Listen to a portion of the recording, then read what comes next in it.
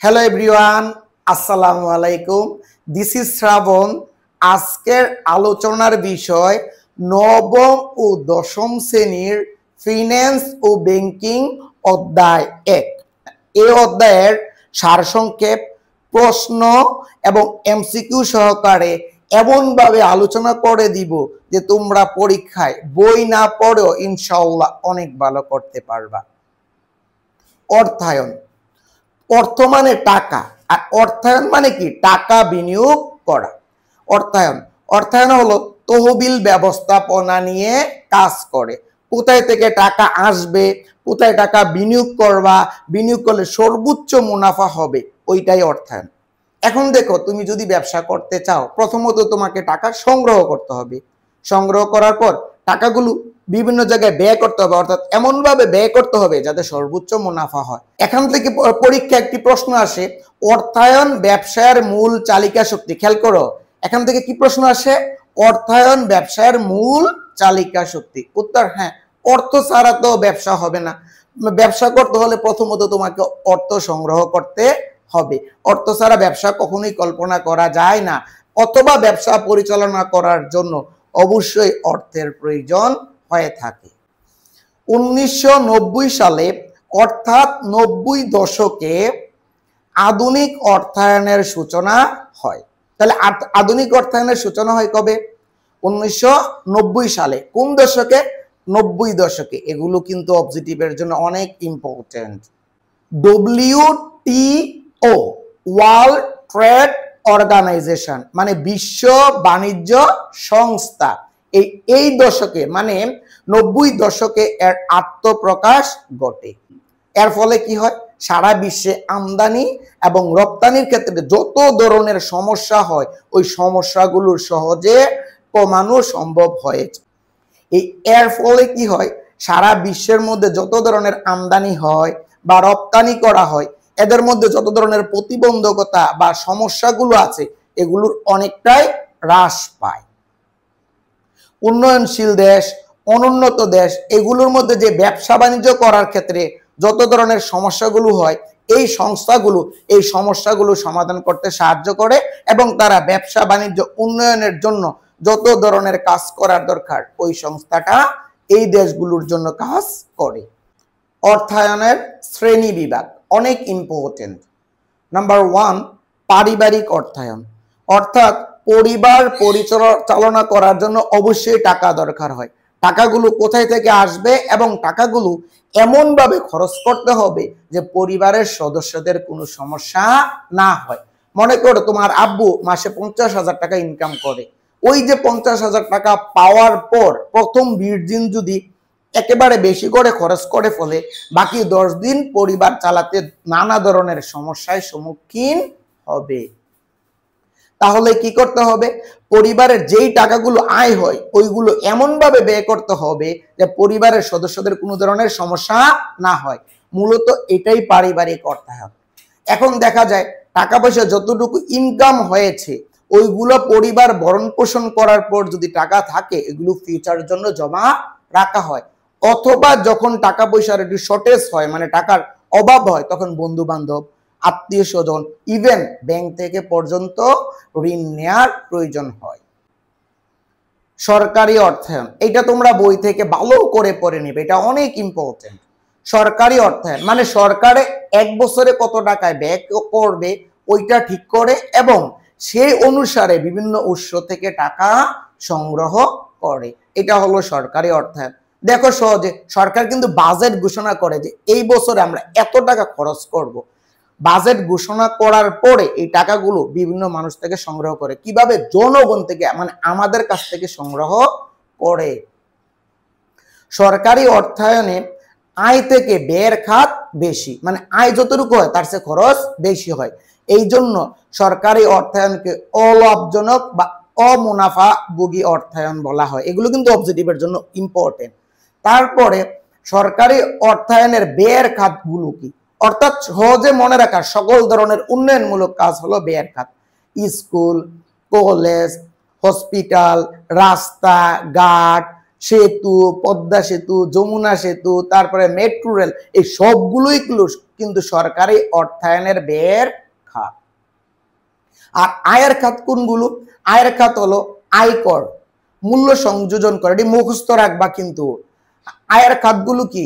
আয়কর, মূল্য সংযোজন কর, গিফট ট্যাক্স, আমদানি শুল্ক, রপ্তানি শুল্ক, সঞ্চয়পত্র, প্রাইস বন্ড, ট্রেজারি বিল, এগুলো হলো আয়ের খাত। সরকারি অর্থায়নের প্রধান লক্ষ্য হলো সামাজিক কল্যাণ সাধন। আমাদের দেশে যে বড় বড় প্রজেক্টগুলো আছে, যেমন পদ্মা সেতু, মেট্রো রেল, তারপরে কর্ণফুলী টার্নেল, এগুলো কিন্তু বেশি পরিমাণে টাকার প্রয়োজন হয়।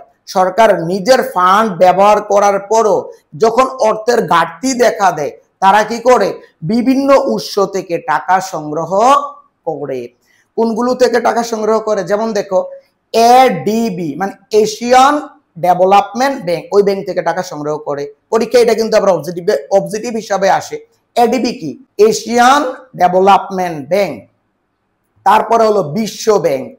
আইডিবি ইসলামী ডেভেলপমেন্ট ব্যাংক, এই কথাগুলো মুখস্থ করে ফেলবা। তারপরে BCIC Bangladesh chemical industries corporation. আন্তর্জাতিক অর্থায়ন আমদানি এবং রপ্তানি খাতগুলো নিয়ে আলোচনা করে। একটি দেশ যখন বিদেশ থেকে পণ্য বেশি আনে এবং রপ্তানি কম করে, তাহলে কি হয়? দেশের টাকা বিদেশে চলে যায়। কিন্তু আমরা কি করি? আমরা বিদেশ থেকে পণ্য আমদানি বেশি করি কিন্তু রপ্তানি কম করি। এর ফলে কি হয়? আমাদের দেশের বেশিরভাগ টাকাই কোথায় চলে যায়? বিদেশে চলে যায়। তখন আমরা কি করি? অর্থনৈতিক দিয়ে অনেকটাই দুর্বল হয়ে পড়ি।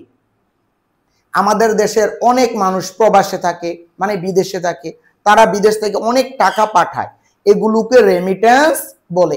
এই রেমিটেন্স অর্থনীতিতে বড় ধরনের একটি ভূমিকা পালন করে। পরীক্ষা অনেক সময় এখান থেকে একটা প্রশ্ন আসে যে রেমিটেন্স কি? উত্তর, প্রবাসীরা বিদেশ থেকে যে টাকা আমাদের দেশে পাঠায় ওইটা হলো রেমিটেন্স। অব্যবসায়ী প্রতিষ্ঠান, যে সকল প্রতিষ্ঠান মুনাফা অর্জনের উদ্দেশ্যে পরিচালিত হয় না, সাধারণত সেগুলো হলো অব্যবসায়ী প্রতিষ্ঠান। যেমন দেখো, স্কুল, কলেজ, হসপিটাল, এতিমখানা, এগুলো কিন্তু অব্যবসায়ী প্রতিষ্ঠান। আর এই অব্যবসায়ী প্রতিষ্ঠানগুলো সাধারণত মানব কল্যাণ, দারিদ্রতা দূরীকরণ, বঞ্চিত মানুষের সেবায় নিয়োজিত থাকে। যেমন দেখো, এতিমখানা, এই যে এতিমখানা সাধারণত কিসের মাধ্যমে চলে? অনুদানের মাধ্যমে চলে। অবজেক্টিভ, এতিমখানা কিসের মাধ্যমে চলে? অনুদানের মাধ্যমে চলে। এতিমখানা কাদের জন্য কাজ করে? দারিদ্র ও বঞ্চিত মানুষের জন্য কাজ করে। এই যে দেখো, এই অব্যবসায়ী প্রতিষ্ঠানগুলোর জন্য কি হয়? অর্থায়ন দরকার হয়, মানে টাকা দরকার হয়। তারা কি করে? বিভিন্ন উৎস থেকে টাকা সংগ্রহ করে, অনুদান হোক আর যেভাবে হোক, এবং টাকাগুলো বিভিন্নভাবে ব্যয় করে। ব্যবসায় অর্থায়ন, আমরা তো এর আগেই বলে দিয়েছি, অর্থায়ন মানে তহবিল ব্যবস্থা নিয়ে কাজ করে। কোথায় থেকে টাকা আসবে, কোথায় টাকা বিনিয়োগ করবা, বিনিয়োগ করলে সর্বোচ্চ মুনাফা হয়, এটাই অর্থায়ন। আর ব্যবসায় অর্থায়ন জিনিসটা কি? একই রকম, জাস্ট ব্যবসা কথাটা অ্যাড করে দিবা। অর্থাৎ ব্যবসায় অর্থায়ন হলো কোথায় থেকে টাকা আসবে, কোথায় টাকা বিনিয়োগ করবা, বিনিয়োগ করলে সর্বোচ্চ মুনাফা হবে, ওইটা হলো ব্যবসায় অর্থায়ন। যেমন দেখো, এক মালিকানা ব্যবসা, যে ব্যবসায় একজন মাত্র মালিক থাকে, সকল প্রকার লাভ এবং লোকসান একাই বহন করে, ওইটা হলো এক মালিকানা ব্যবসা। এক মালিকানা ব্যবসা অবশ্যই অর্থায়নের প্রয়োজন হয়, কারণ এক মালিকানা ব্যবসা একজন মালিক থাকার কারণে সকল প্রকার টাকা সে একাই সংগ্রহ করে। অংশীদারি ব্যবসা, দুই বা ততোধিক ব্যক্তি চুক্তিতে আবদ্ধ হয়ে সমানভাবে লাভও নিবে, সমানভাবে লোকসানও নিবে, যে ব্যবসা গঠন করে, ওইটা হলো অংশীদারি ব্যবসা। তাহলে অংশীদারি ব্যবসা তাদের অর্থায়ন কিভাবে সংগ্রহ হয়? তারা নিজেরা মূলধন সরবরাহ করে। যৌথ মূলধনী কোম্পানি বা কোম্পানির সংগঠন, তাদেরও অর্থায়নের প্রয়োজন হয়। তারা কি করে? শেয়ার বিক্রি করে অর্থ সংগ্রহ করে। ব্যাংক এবং আর্থিক প্রতিষ্ঠান। ব্যাংক তো নরমালি আমরা যেগুলো জানি, সোনালী, রূপালী, জনতা। আর্থিক প্রতিষ্ঠান মানে বিভিন্ন ধরনের বীমা, এগুলোর জন্য অবশ্যই অর্থায়ন প্রয়োজন। ব্যাংক কি করে? জনগণের কাছ থেকে বিভিন্ন টাকা সংগ্রহ করে আবার অন্য শ্রেণীর মানুষদেরকে ঋণ দিয়ে থাকে। ঠিক তেমনি বীমাও কি করে? আমাদের দেশের যত উন্নয়নমূলক কাজ আছে, সরকার যত উন্নয়নমূলক কাজ করে সেগুলোর ক্ষেত্রে বীমা কি করে? সাধারণত ঋণ দিয়ে থাকে। আবার জনগণের টাকা পয়সা বা ধন সম্পদ বা জীবনের আর্থিক নিরাপত্তা প্রদান করে থাকে। অর্থায়নের গুরুত্ব, ভূমিকা, প্রয়োজনীয়তা, সুবিধা, যেটাই আসুক না কেন পরীক্ষায়, এখন আমি যেগুলো বলবো জাস্ট এগুলো লিখে দিবা। মূলধনের সংকট। আমাদের দেশের সবচেয়ে বড় সমস্যা হলো মূলধনের সংকট। কারণ আমাদের দেশটা হলো উন্নয়নশীল দেশ। ব্যবসা করতে হলে কাঁচামাল কিনতে হয়, পরিবহন, শ্রমিক খরচ, বিভিন্ন যন্ত্রপাতি কিনতে হয়, এগুলোর জন্য প্রচুর টাকা লাগে। কিন্তু আমাদের দেশের মানুষের পর্যাপ্ত পরিমাণে টাকা নাই। কারণ কি? ব্যবসার প্রধান সমস্যাই কিন্তু মূলধনের সংকট। আর এই মূলধনের সংকট হওয়ার আরেকটা প্রধান কারণ হলো আমাদের দেশের মানুষ অর্থায়ন সম্পর্কে সঠিক জ্ঞানের অভাব। অনগ্রসর ব্যাংক ব্যবস্থা। আমাদের দেশের ব্যাংক ব্যবস্থা তেমন উন্নত না। যে কেউ টাকা চাইলে ব্যাংক থেকে টাকা নিতে পারে না, কারণ ব্যবসা করতে হলে অবশ্যই টাকা লাগে। কেউ যদি ব্যাংক থেকে ঋণ নিতে চায় সে সহজে ঋণ নিতে পারে না, কারণ ব্যাংকগুলোর মধ্যে কাছে পর্যাপ্ত পরিমাণে টাকা নেই। না থাকার কারণ কি? তারা অর্থায়ন সম্পর্কে কোনো জ্ঞান নাই। তারা যদি অর্থায়ন সম্পর্কে জ্ঞান অর্জন করে ব্যাংকগুলো পরিচালনা করে তাহলে ব্যাংক ব্যবস্থার অনেক উন্নতি হবে। স্বল্প শিক্ষিত উদ্যোক্তা, মানে আমাদের দেশের উদ্যোক্তারা বেশি শিক্ষিত না। উদ্যোক্তা কারা? যারা নতুন কোনো কিছু তৈরি করে বা নতুন কিছু করার জন্য সবসময় ব্যস্ত থাকে, সাধারণত তারাই উদ্যোক্তা। কিন্তু আমাদের দেশের উদ্যোক্তারা উচ্চ শিক্ষিত না। উচ্চ শিক্ষিত না হওয়ার কারণে তাদের কি সম্পর্কে জ্ঞান নাই? অর্থায়ন সম্পর্কে তেমন জ্ঞান নাই। উৎপাদনমুখী বিনিয়োগ ও জাতীয় আয় বৃদ্ধি, মানে অর্থায়ন সম্পর্কে আমাদের জ্ঞান না থাকার কারণে কোন খাতে আমরা পণ্য উৎপাদন করতে পারবো এবং কিভাবে জাতীয় আয় বৃদ্ধি করতে পারবো সেই সম্পর্কে আমাদের সঠিক ধারণা নেই। তাহলে আমাদের কি করতে হবে? অর্থায়ন সম্পর্কে অনেক জ্ঞান অর্জন করতে। ব্যবসায় অর্থায়নের নীতি অনেক ইম্পর্টেন্ট। নাম্বার 1, তারল্য বনাম মুনাফার নীতি। তারল্য মানে কি? নগদ টাকা। আর মুনাফা মানে কি? আমরা নগদ টাকা খাটিয়ে যেটা অর্জন করি সেটা হলো মুনাফা। দেখো, আমরা যে টাকা ব্যাংকে জমা রাখি, ব্যাংক কি করে? ওই টাকা থেকে কিছু টাকা বিনিয়োগ করে, মানে জনগণকে ঋণ দেয়, আর কিছু টাকা নিজের কাছে রেখে দেয়। কারণ হলো আমরা যখন চাই তখনই যাতে টাকাটা ব্যাংক পরিশোধ করতে পারে। এখন যদি ব্যাংক কি করে? মুনাফার আশায় সবগুলো বিনিয়োগ করে, তাহলে হাতে টাকা থাকবে না। আবার সবগুলো টাকা যদি হাতে রেখে দেয় তাহলে কি হবে না? বিনিয়োগ হবে না বা মুনাফাও হবে না। তাহলে প্রধান কথাটা কি? টাকা এমন ভাবে বিনিয়োগ করতে হবে যাতে হাতেও টাকা থাকে এবং মুনাফাও অর্জিত হয়। এটা হলো তারল্য বনাম মুনাফার নীতি। অন্যভাবে বলা যায়, যারা ব্যবসা করে বা মুদি দোকানদার বা দোকানদারি করে তারাও কি একই রকম, কিছু টাকা বিনিয়োগ করতে হয়, কিছু টাকা হাতে রাখতে হয়। নাম্বার 2, উপযুক্ততার নীতি। স্বল্প মেয়াদী তহবিল দিয়ে চলতি মূলধন আর দীর্ঘমেয়াদী তহবিল দিয়ে স্থায়ী মূলধন, এটা সংগ্রহ করাকে সাধারণত উপযুক্ততার নীতি বলা হয়। স্বল্প মেয়াদী তহবিল দিয়ে চলতি মূলধন মানে কি? স্বল্প মেয়াদী মানে কি? 1 বছরের নিচে আমরা ব্যাংক থেকে টাকা সংগ্রহ করা। আর চলতি মূলধন কি? প্রত্যেক দিন পণ্য সামগ্রী ক্রয় বিক্রি করা। যারা দোকানদার, যারা ব্যবসা করে তারা কিন্তু প্রত্যেক দিন পণ্য সামগ্রী ক্রয় এবং বিক্রি করে। এই জন্য তাদের জন্য এই চলতি মূলধন পরিচালনা করার জন্য স্বল্প মেয়াদী মানে 1 বছরের মেয়াদী ব্যাংক থেকে ঋণ নেওয়া প্রয়োজন। যদি 1 বছরের মেয়াদের বেশি নেয় প্রচুর পরিমাণে সুদ দিতে হবে। তাহলে এই দোকানদাররা যে পরিমাণে লাভ করবে লাভের বেশি অংশই সুদে চলে যাবে। আর হলো দীর্ঘমেয়াদী তহবিল দিয়ে স্থায়ী মূলধন। দীর্ঘমেয়াদী মানে কি? যেটা 5 থেকে 5 বছরের বেশি বা 10 বছর 15 বছরও হয়ে থাকে, মানে ব্যাংক থেকে যে টাকা নেই বা 5 বছরের মেয়াদ বা 10 বছরের মেয়াদের জন্য ব্যাংক থেকে আমরা যে টাকা নেই এটা হলো দীর্ঘমেয়াদী তহবিল। এটার জন্য কি করতে হবে? স্থায়ী মূলধন। যেমন দেখো, একটা বিল্ডিং একটা অট্টালিকা, একটি কলকারখানা দিবা, তখন তো এটা 1 বছরে করা পসিবল না। এজন্য কি করতে হবে, দীর্ঘমেয়াদী তহবিল দিয়ে স্থায়ী মূলধন ব্যবহার করা হয়। এটাই সাধারণত উপযুক্ততার নীতি। কারবারে বৈচিত্র্যায়ন ও ঝুঁকি বন্টন, অর্থাৎ কি, একটি পণ্য নিয়ে ব্যবসা না করে বিভিন্ন পণ্য নিয়ে ব্যবসা করা। এতে কি হয়, এভারেজে মানে গড়ে তোমার লাভ হয়ে থাকে। যেমন দেখো, তুমি একটা দোকান দিয়েছো, এই দোকানে তুমি আজকে 5টা পণ্য বিক্রি করেছো, 5টা পণ্য বিক্রি যে করেছো, 2টাতে লোকসান হয়েছে, 3টাতে লাভ হয়েছে, তাহলে গড়ে তোমার কি হয়েছে, লাভ হয়েছে। আর যদি একটি পণ্য নিয়ে ব্যবসা করো, তাহলে এটা বিক্রি করলে লাভ হইলো, লোকসান হইলো, লোকসানই হলো। তাহলে কি করতে হবে, একটি পণ্য নিয়ে ব্যবসা না করে বিভিন্ন ধরনের পণ্য নিয়ে ব্যবসা করা। এতে গড়ে কি হবে, লোকসান না হয়ে লাভ হবে। এটাকে বলা হয় কারবারে বৈচিত্র্যায়নের নীতি ও ঝুঁকি বন্টন। আর্থিক ব্যবস্থাপকের কার্যাবলী 2 ধরনের। 1 নম্বরে হলো আয় সিদ্ধান্ত বা অর্থায়ন সিদ্ধান্ত, 2 নম্বরে হলো ব্যয় সিদ্ধান্ত। আয় সিদ্ধান্ত বা অর্থায়ন সিদ্ধান্ত। আয় সিদ্ধান্ত বলতে তহবিল সংগ্রহের প্রক্রিয়াকে বোঝায়।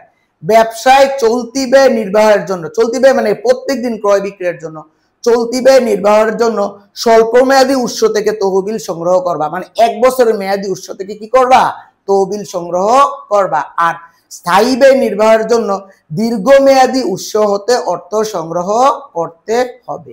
ব্যয় সিদ্ধান্ত বা বিনিয়োগ সিদ্ধান্ত। ব্যয় সিদ্ধান্ত মানে বিভিন্ন ক্ষেত্রে টাকা বিনিয়োগের সিদ্ধান্তকে বোঝায়, না বিভিন্ন ক্ষেত্রে টাকা বিনিয়োগের যে সিদ্ধান্ত, সেটা হলো ব্যয় সিদ্ধান্ত। কিছু গুরুত্বপূর্ণ কথা বলবো। গুরুত্বপূর্ণ কথা বলার আগে আমার চ্যানেলটা তোমরা সাবস্ক্রাইব করে নিবা, সাবস্ক্রাইব করে নিয়ে পাশে থাকবে। অর্থায়ন কি বা অর্থায়ন কেন প্রয়োজন বা অর্থায়ন দরকার কেন, যেটা আসে প্রথমে যেটা বলে দিয়েছি, অর্থ মানে টাকা, আর অর্থায়ন মানে কি, টাকা বিনিয়োগ করা। অর্থাৎ টাকা কোথায় থেকে আসবে, কোথায় টাকা বিনিয়োগ করবা, বিনিয়োগ করলে সর্বোচ্চ মুনাফা হবে, সেটাই কি, অর্থায়ন। তারপরে আবার পরীক্ষা আসতে পারে ব্যবসা অর্থায়ন কি বা কি, কাকে বলে, এগুলো যেটাই আসুক না কেন, ব্যবসা অর্থায়নে সেম কোথায় থেকে টাকা আসবে, কোথায় টাকা বিনিয়োগ করবা, বিনিয়োগ করলে সর্বোচ্চ মুনাফা হবে, সেটাই ব্যবসায় অর্থায়ন। ব্যবসায় অর্থায়নের প্রকারভেদের মধ্যে পারিবারিক অর্থায়ন, পরিবার পরিচালনা করার জন্য টাকা দরকার হয়, টাকাগুলো এমনভাবে ব্যবহার করতে হবে বা ব্যয় করতে হবে পরিবারের সদস্যদের সমস্যা না হয়। সরকারি অর্থায়ন। সরকারি অর্থায়ন মানে কি, সরকার 1 বছরে কত টাকা ব্যয় করবে ওটা আগে থেকে ঠিক করে তারপরে এই টাকাগুলো বিভিন্ন উৎস থেকে সংগ্রহ করে। সরকারি অর্থায়ন সাধারণত আয়ের চেয়ে ব্যয় বেশি এবং অলাভজনক হয়ে থাকে। সরকারি অর্থায়নের আয়ের খাতগুলো, ব্যয়ের খাতগুলো এটি মনে রাখবা। আন্তর্জাতিক অর্থায়ন যেটা আমদানি রপ্তানি খাতগুলো নিয়ে আলোচনা করে। প্রবাসীরা বিদেশ থেকে যে টাকাগুলো পাঠায় ওইটাকে রেমিটেন্স বলে। অব্যবসায়ী প্রতিষ্ঠান, যে সকল প্রতিষ্ঠান মুনাফা অর্জনের উদ্দেশ্যে পরিচালিত হয় না, সেগুলো হলো অব্যবসায়ী প্রতিষ্ঠান। মুনাফা অর্জনের উদ্দেশ্যে পরিচালিত না হলো এগুলোর কিন্তু অর্থায়ন প্রয়োজন হয়। সাধারণত এগুলো দারিদ্রতা দূর করা, জনকল্যাণের জন্যই মূলত প্রতিষ্ঠিত হয়ে থাকে। তারপরে অর্থায়নের গুরুত্ব বলে দিয়েছিলাম। আমাদের দেশের সর্বপ্রথম সমস্যা কি, মূলধনের সমস্যা, ব্যাংক ব্যবস্থার উন্নতি না, আমাদের দেশের উদ্যোক্তারা উচ্চ শিক্ষিত না, তারপরে তারা কোথায় বিনিয়োগ করলে সর্বোচ্চ মুনাফা হবে সেই সম্পর্কে তাদের কোনো জ্ঞান নেই। তারল্য বনাম মুনাফার নীতি। তারল্য মানে কি, নগদ টাকা। মুনাফা মানে কি, নগদ টাকা আমরা খাটিয়ে যেটা অর্জন করি সেটা হলো মুনাফা। অর্থাৎ টাকা এমন ভাবে খাটাতে হবে যে হাতেও টাকা থাকে, মুনাফা হয়। এটা হলো তারল্য বনাম মুনাফার নীতি। উপযুক্ততার নীতি মানে কি, স্বল্প মেয়াদী তহবিল দিয়ে চলতি মূলধন, দীর্ঘমেয়াদী তহবিল দিয়ে স্থায়ী মূলধন নির্বাহ করা, এটা হলো উপযুক্ততার নীতি। কারবারে বৈচিত্র্যায়ন এবং ঝুঁকি বন্টন কি, কারবারে বৈচিত্র্যায়ন বা ঝুঁকি বন্টন কি, একটি পণ্য নিয়ে ব্যবসা না করে একাধিক পণ্য নিয়ে ব্যবসা করা, এটা হলো কারবারে বৈচিত্র্যায়ন এবং ঝুঁকি বন্টন। আর্থিক ব্যবস্থাপনার কার্যাবলী 2টা, একটা হলো আয় সিদ্ধান্ত আর একটা হলো ব্যয় সিদ্ধান্ত। আশা করি ভিডিওটি শুনলে তোমরা পরীক্ষায় অনেক ভালো করতে পারবা। Keep watching my videos till then. আল্লাহ হাফেজ, আসসালামু আলাইকুম।